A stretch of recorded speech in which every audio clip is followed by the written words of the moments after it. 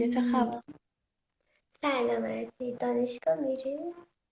من فوق لیسانسم. فوق لیسانس چی؟ مهندسی عمران شهرسازی. مهم. ترم خوبه. آخرم ایشالله دیگه تموم میشه اگه خدا بخواد. آره دیگه راحت میشه. آره، میریم واسه دکترای خود. مثلا میخوره قیافه اینقدر خرخون باشم. ببین وسایل درسی این گوشاست، میبینی مهم. جامعه دادی و درست به اون. حالا من تنبلم. اه، من خوره درسم، مخصوصا ریاضی نیازی و اینا عاشقشم. من آنلاین اصلا نمیتونم، خیلی سخته. کلاس آنلاین، کلاس اونجا آنلاین. به زور درس میدن تو مدرسه ولی عادت نداریم اینطوری. من عاشق کلاس آنلاینم اتفاقا، خیلی حال میکنم باش. چیه شما بابا حضوری اصلا مردم حال نمیده. خب متوجه نمیشی، میدونی چی میگم؟ کم خب سخته. ببین مقطع شما فرق داره. مثلا ما درسامون اونجوری نیست سر کلاس خیلی واضح داشته باشه. ارشد همش تکراریه دیگه. تو خونه راحت میشینی میخوابی، استاد باش حرف میزنه اینجوری. دانشگاه آزاد میری؟ نه دولتی هم، دانشگاه تهرانم. خود دانشگاه تهرانم دیگه. چون ترم آخرم کلاسام تموم شد اینجا اعلام میکنم دیگه تو لایف. چون دیگه دانشگاه نمیرم دیگه، درسم تموم شد. ترم 3 ارشدم. منم رشتم خیاطیه.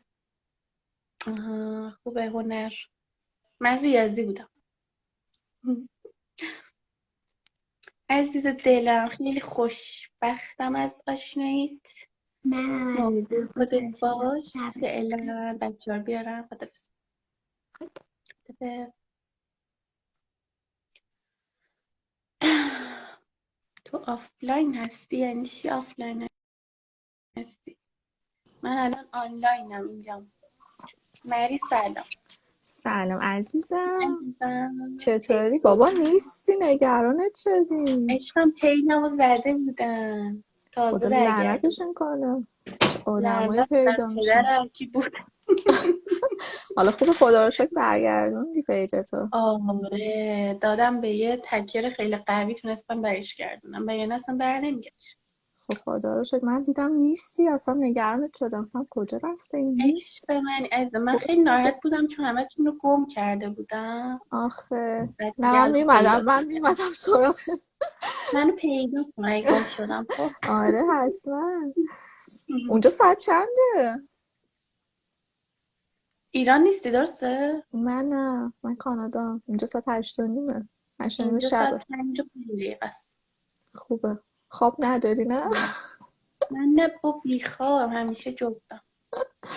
خیلی هم عالی. همه همینن دیگه، تو این قرنطینه دیگه کسی خواب نداره. خیلی بد. من اصلا واسه پیجم نخوابیدم چند روز، اصلا همش بیدار بودم. اصلا خیلی گفتم بده برنگشتم بهم میدونم. نگشت ولی یارو رو پیدا کنم.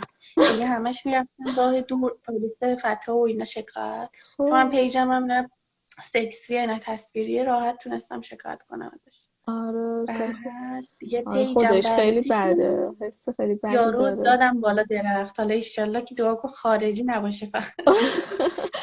یا آره آیپیا شاید ایشالله. زده باشه خارج، دیگه پیدا نمیشه. آره ایشالله. آره.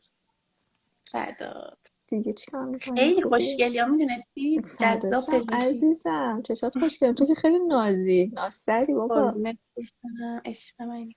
شمالی دوست داشتنی. دلم عشق خیلی تنگ منی شده واسه شما. عزیزم. من خودم تهران زندگی میکنم در کل، ولی واسه کرونا 6 ماه اینجا هم دیگه اومدم موندم اینجا، کوچ کردم به اینجا. به کار خوبی کردین. آه، فرداتم عزیزم، خیلی خوشحال شدم قربونت. دیدمت. منم مراقب همینطور. خودت باش، مراقب پیجت هم باش. پیجت رو از این چیزا کن که دیگه نپره.